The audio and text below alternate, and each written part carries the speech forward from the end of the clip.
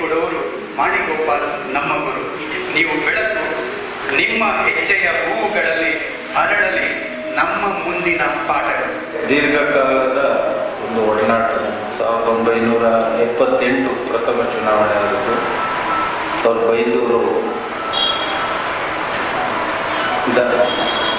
ಕುಂದಾಪುರ ವಿಧಾನಸಭಾ ಕ್ಷೇತ್ರದಲ್ಲಿ ಸ್ಪರ್ಧೆ ಮಾಡಿದರು. ನಮ್ಮ ತಂದೆಯವರು ಬೈಂದೂರು ವಿಧಾನಸಭಾ ಕ್ಷೇತ್ರದಲ್ಲಿ ಸ್ಪರ್ಧೆ ಮಾಡಿದರು. ಅಲ್ಪ ಮತಗಳ ಅಂತರದಲ್ಲಿ ಮಾಣಿಗೋಪಾಲರು ಪರಾಜಯರಾದರು. ಆದರೆ ಸೋತಲ್ಲಿ ಸಹ ಅವರು ಏನು ಕುಗ್ಲಿಲ್ಲ. ಆವಾಗ ಎಲ್ಲ ಸ್ನೇಹಿತರಿಗೆ ಅವರನ್ನು ಕಾಕಬಾರದು. ಸಹನೆ ನನ್ನ ಅವ್ರ ಮನೆ ಹೆಸರು ಸಹನ. ಎಲ್ಲರಿಗೂ ಕಾಗದ ಬರೆದು ಸಹನೆ ನನ್ನ ಮನೆ ಎಂದೇವೆ, ಸೋಲೆ ನನ್ನ ಗೆಲುವು. ಏನು ಅವರು ವಿಚಲಿತರಾಗಲಿಲ್ಲ.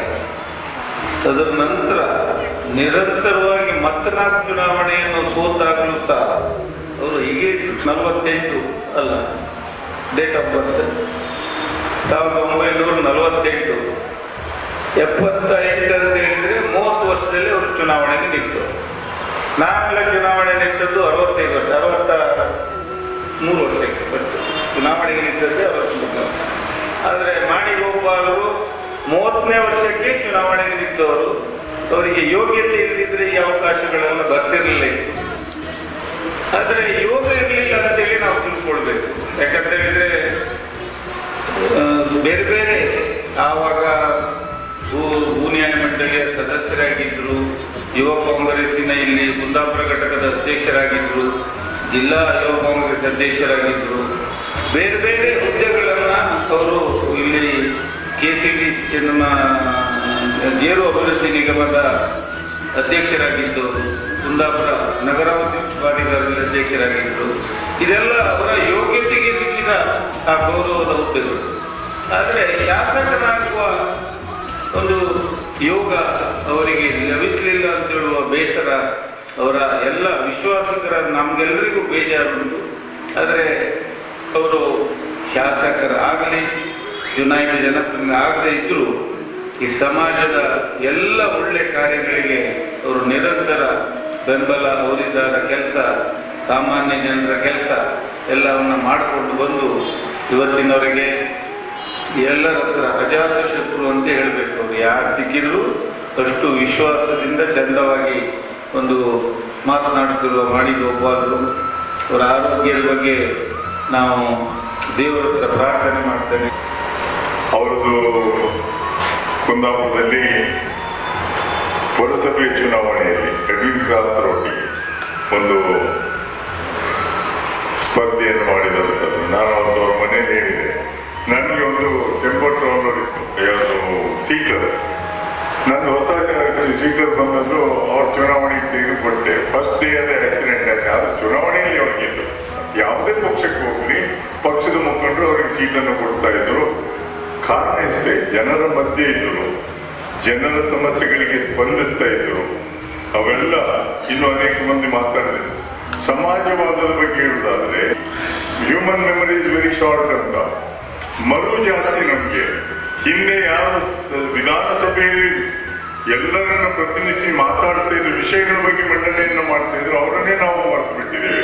ಆದರೆ ಖುಷಿ ಏನಂದ್ರೆ, ನಾನು ಕೆಲವು ಕಡೆಯಲ್ಲಿ ಹೇಳ್ತೇನೆ, ನಮ್ಮ ನಂತರ ನಮ್ಮನ್ನು ಹೊಗಳೋದಕ್ಕಿಂತ ಇದ್ದಾಗ ಏನಾದರೂ ಮಾಡಿದ ಕೆಲಸ ಬಗ್ಗೆ ಅದನ್ನೇ ಇವತ್ತು ಮಾಣಿಗೋಪಾಲರ ಬಗ್ಗೆ ನೀವೆಲ್ಲ ಮಾಡ್ತಾ ಇದ್ದೀರಲ್ಲ, ಅದಕ್ಕೆ ಸಂತೋಷ. ಅವರ ಸ್ನೇಹಿತರಿಗೆ ನಾನು ಅಭಿನಂದನೆ ಸಲ್ಲಿಸಿದ್ದೇನೆ.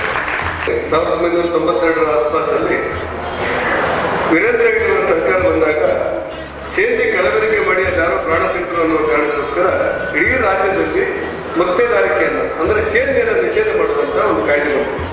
ಅಂತ ಸಂದರ್ಭದಲ್ಲಿ ದಕ್ಷಿಣ ಕನ್ನಡ ಮತ್ತು ಉಡುಪಿ ಜಿಲ್ಲೆಯ ಸೇಂದಿದಾರರ ಪರವಾಗಿ, ಸೇಂದಿ ತೆಗೆಯುವಂತ ಮತದಾರರ ಪರವಾಗಿ ಮಾತನಾಡಲಿಕ್ಕೆ ಯಾವ್ದಾದ್ರು ಹೋರಾಟ ಮಾಡಿದರೆ, ಸಭೆ ನಡೆದರೆ ಮಾತನಾಡಲಿಕ್ಕೆ ಯಾರಿದ್ದಾರೆ ಅಂತ ಕೇಳಿದ್ರೆ ಮೊದಲಿಗೆ ಯಾರು ಮುಂದುವರ್ತಾ ಇರಲಿಲ್ಲ. ಕುಂದಾಪುರದ ಮಾಣಿಗೋಪಾಲರು ಈ ಭಾಗದಲ್ಲಿ ಸೇಂದಿ ತೆಗೆಯುವ ಮತದಾರರ ಹೋರಾಟದ ಮುಂಚೂಣಿಯಲ್ಲಿದ್ದುಕೊಂಡು ಆ ಹೋರಾಟಕ್ಕೆ ಒಂದು ಹೊಸ ಕಿಚ್ಚನ್ನು ಹಚ್ಚಿದಂತ ನೆನಪು ನನಗೆ. ದೇವರಾಜ ಭೂಸುಧಾರಣೆ ಕಾಯ್ದೆ ತಂದಾಗ ಸಮಾಜದಲ್ಲಿ ಧ್ವನಿಯಂತಿರುವಂತಹ ಊಟ ಮಾಡಲಿಕ್ಕೂ ಶಕ್ತಿ ಇಲ್ಲದವರು ಪ್ರಥಮ ಬಾರಿಗೆ ಅನ್ನದಗಳನ್ನು ಕಂಡದ್ದು ಸತ್ಯ ಅನ್ನೋದನ್ನು ಮರೆಯಲಿಕ್ಕೆ ಸಾಧ್ಯ ಇಲ್ಲ. ಇವೆರಡರ ಮಧ್ಯೆ ಮಾಣಿಗೋಪಾಲರು ನಮಗೆ ಯಾಕೆ ಮುಖಂಡರಾಗ್ತಾರೆ ಅಂದ್ರೆ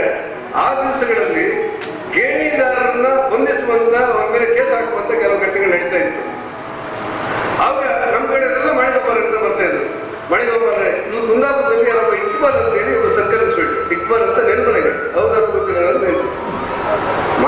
ಇಕ್ಬಾಲ್ ಯಾರು ಮಾತು ಕೇಳುವುದಂದ್ರೆ ಅದು ಮಾಣಿಗೋಪಾಲ ಮಾತ್ರ ಕೇಳ್ತಾರೆ ಅನ್ನೋದು ನಮ್ಮ ಈ ಗ್ರಾಮೀಣ ಪ್ರದೇಶದಲ್ಲಿರುವಂತ ನಂಬಿಕೆ. ಮಾಣಿಗೋಪಾಲ ಬರೋದು, ಮಾಣಿಗೋಪಾಲ ಫೋನ್ ನೋಡೋದು, ಮರುದಿವಸ ಏನಾಗುತ್ತೆ ಅಂತ ಗೊತ್ತಿಲ್ಲ. ಆ ಗೈಡಿದಾರಿಗೆ ತೊಂದರೆ ತಪ್ಪಿತ್ತು, ಆ ಗೈಡಿದಾರರು ಮತ್ತೆ ನೋಡ್ತಾ ಇದ್ದಾರೆ, ತೊಂದರೆ ಕೊಡ್ತಾ ಇರಲಿಲ್ಲ.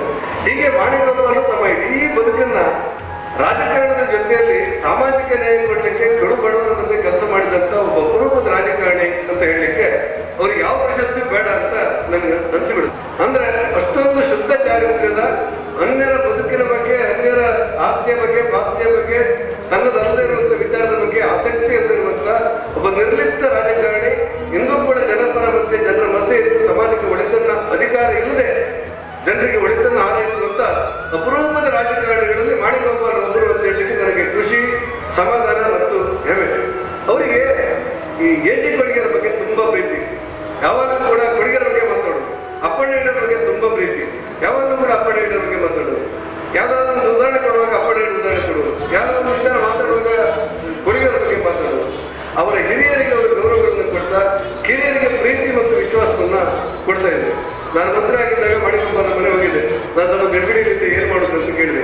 ಏನು ಮಾಡಬೇಡ, ಎಂಬಲ್ಲಿ ತನಕ್ಕೆ ಕಾಲ ಹಚ್ಚಿ ಕೊಡುತ್ತೆ ಅಂತ ಹೇಳಿದ್ರು. ಹೀಗೆ ಒಂದೆರಡು ಸಮಸ್ಯೆಗಳು ಬಂದಾಗ ನಮಗೆಲ್ಲ ಧೈರ್ಯ ತುಂಬ್ತಾ ಇದ್ರು, ನಮ್ಮಲ್ಲಿ ಪ್ರೀತಿ ಕೊಡ್ತಾ ಇದ್ರು, ವಿಶ್ವಾಸ ಕೊಡ್ತಾ ಇದ್ರು, ನಂಬಿಕೆ ಕೊಡ್ತಾ ಇದ್ರು. ಅಂತ ಮಾಣಿಗೋಪಾಲ ಸಹಜವಾದಂತ ವಯಸ್ಸು. ನಾವೆಲ್ಲ ಸ್ವಲ್ಪ ಇದ್ದಿದ್ದೇವೆ ಅನ್ನೋದು ಬಿಟ್ರೆ ಎಲ್ಲರೂ ಕೂಡ ಪ್ರತ್ಯೇಕ ಅನಾರೋಗ್ಯವನ್ನು ಕಾಡದೆ ಬಿಡಲಿಕ್ಕೆ ಸಾಧ್ಯವಿಲ್ಲ ಈ ವ್ಯವಸ್ಥೆಯಲ್ಲಿ.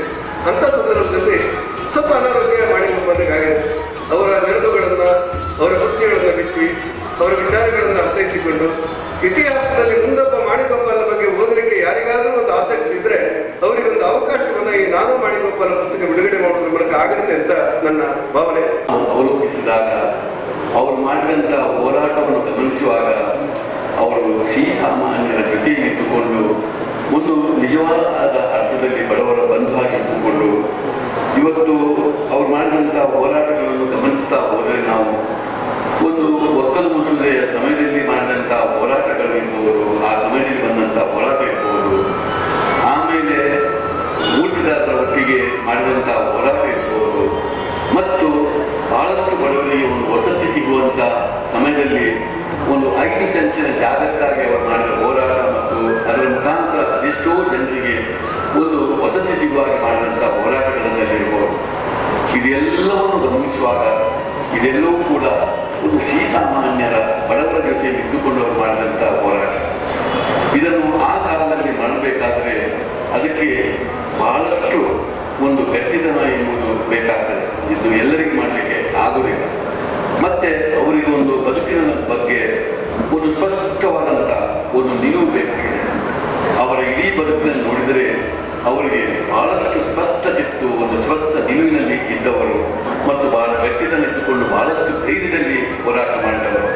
ಆ ಕಾಲದಲ್ಲಿ ಅದು ಕೂಡ ಕುಂದಾಪುರದಂಥ ತಾಲೂಕಿನಲ್ಲಿ ಒಂದು ಒಕ್ಕಲು ಮಸೂದೆ ಇದರಲ್ಲಿ ಹೋರಾಟ ಮಾಡಬೇಕಾದ್ರೆ ಎಷ್ಟು ಧೈರ್ಯ ಬೇಕು ಎಂಬುದನ್ನು ತಾವುಗಳೊಮ್ಮೆ ಆ ಕಾಲವನ್ನು ಅರ್ಥೈಸಿಕೊಳ್ಳಿ.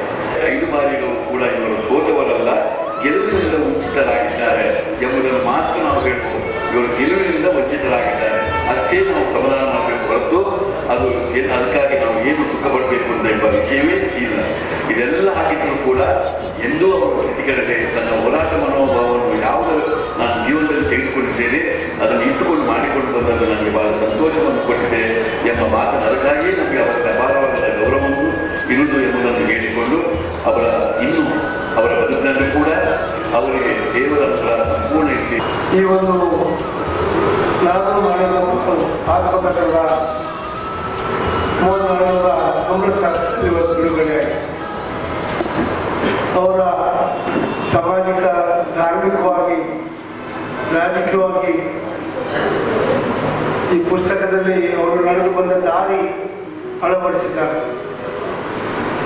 ಬಹಳ ವಿಶೇಷವಾಗಿ ರಾಜಕೀಯ ಕ್ಷೇತ್ರದಲ್ಲಿ ಒಂದು ಕಪ್ಪು ಚುಕ್ಕಿ ಇಲ್ಲದೆ ಉಡುಪಿ ಮತ್ತು ದಕ್ಷಿಣ ಕನ್ನಡ ಜಿಲ್ಲೆಯಲ್ಲಿ ದುಡ್ಡಿದ್ರೆ ಮಾತ್ರ ರಾಜಕಾರಣ ಮಾಡಲಿಕ್ಕಾಗುತ್ತೆ ಅನ್ನೋದನ್ನ ಈ ಸಂದರ್ಭದಲ್ಲಿ ದುಡ್ಡಿಲ್ಲದ 5 ಬಾರಿ ಚುನಾವಣೆ ಎದುರಿಸಿ ಗೆಲುವಿನ ಅಂತರದಲ್ಲಿ ಸೋಲನ ವಂಚಿತರಾದಂಥ ಇವರು ಒಂದು ದೊಡ್ಡ ಮಹಾನ್ ನಾಯಕರು, ಸಮಾಜದ ಮುಂದಿನ ಪೀಳಿಗೆಗೆ ರಾಜಕಾರಣ ಯಾವ ರೀತಿ ಮಾಡಬೇಕು, ಸಮಾಜ ಸೇವೆ ಯಾವ ರೀತಿ ಮಾಡಬೇಕು ಅನ್ನೋದ ಸಂದೇಶದ ಈ ಬುಕ್ಕಲ್ಲಿ ಅಳವಡಿಸಿದ್ದಾರೆ.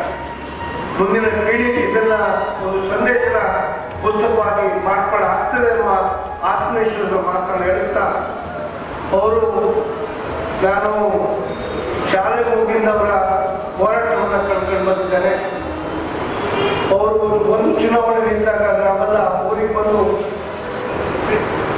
ಕಟ್ಬೇಕರ ಭಾಗದಲ್ಲಿ ಚುನಾವಣೆ ಕಾರ್ಯಕರ್ತರಾಗಿ ಕೆಲಸ ಮಾಡಿದ್ರು. ಅವರಿಗೆ ಚುನಾವಣೆ ಇದ್ದಂಥ ಜನ ₹1, ₹2, ₹3 ಚುನಾವಣೆ ಮಾಡಿ ಅಂತ ಅವ್ರು ಕೊಡ್ತಾ ಇದ್ರು. ಅಂದ್ರೆ ದುಡ್ಡೇ ಮುಖ್ಯ ಅಲ್ಲ. ಒಬ್ಬ ರಾಜಕಾರಣ ಮಾಡಬೇಕಾದ್ರೆ ದುಡ್ಡಿದ್ರು ಜನರ ಪ್ರೀತಿಯನ್ನ ಕೆಲಸ ಮಾಡೋದಕ್ಕೆ ಅವರು ಇಡೀ 2 ಜಿಲ್ಲೆಯವರು ಸಾಧ್ಯ ಆಗಿದ್ದಾರೆ ಅಂತ ಹೆಮ್ಮೆ ಮೇಲೆ ಇಚ್ಛೆ ಬರ್ತಾರೆ. ಹೋರಾಟಕ್ಕೆ ತಕೊಂಡು ಹೋಗ್ತಕ್ಕಂಥ ನಾಯಕತ್ವ ಗುಣ ಏನಿದೆ ಅದು ಎಲ್ಲರಲ್ಲಿ ಬರ್ತಕ್ಕಂಥದ್ದಲ್ಲ. ಮಾನವರಿಗೆ ಹೋರಾಟ ಮಾಡ್ತಕ್ಕಂಥ ಗುಣ, ಅದು ಹುಟ್ಟು ಗುಣ. ಅದರ ಮೂಲಕ ಒಂದು ಕ್ರಾಂತಿಯನ್ನು ಮಾಡಿದ್ದಾರೆ. ಯಾಕಂದ್ರೆ ಮೂಢನಂಬಿಕೆಯನ್ನ ಮೆಟ್ಟಿ ನಿಲ್ತಕ್ಕಂಥ ಹೊಸ ನಾಯಕತ್ವದ ಈ ಭಾಷೆ ಕೊಡ್ತದೆ ಅದು ಮಾನಗೋಪಾಲ್ ಅಂತ ಹೆಮ್ಮೆಯನ್ನು ಹೇಳ್ಬೇಕಾಗ ನಿವೃತ್ತಿ ಆದ್ರೂ ಸಹ ಒಬ್ಬ ಗಂಡನ ಯಾವ ರೀತಿ ನೋಡ್ಬೇಕು ಅನ್ನೋದನ್ನ ಅವರ ಪ್ರಶ್ನೆಯನ್ನ ಮುಂದಿನ ಪೀಳಿಗೆ ಕಲಿಬೇಕಾಗ್ತಂತ ಸಂದೇಶ ಕೊಡ್ತಕ್ಕಂಥ ಕುಟುಂಬನ ಅವರು ಹೊಂದಿದ್ದಾರೆ. ಅವ್ರಿಗೆ ಒಳ್ಳೆದಾಗಲಿ ಅಂತ ಪ್ರಾರ್ಥಿಸಿ ಶುಭ ಕೋರಿ ದೀಪಾವಳಿ ಹಬ್ಬದ ಶುಭಾಶಯ ಕೋರಿ ನಾನು ಮಾತನ್ನು ಮುಗಿಸ್ತೇನೆ. ಜೈ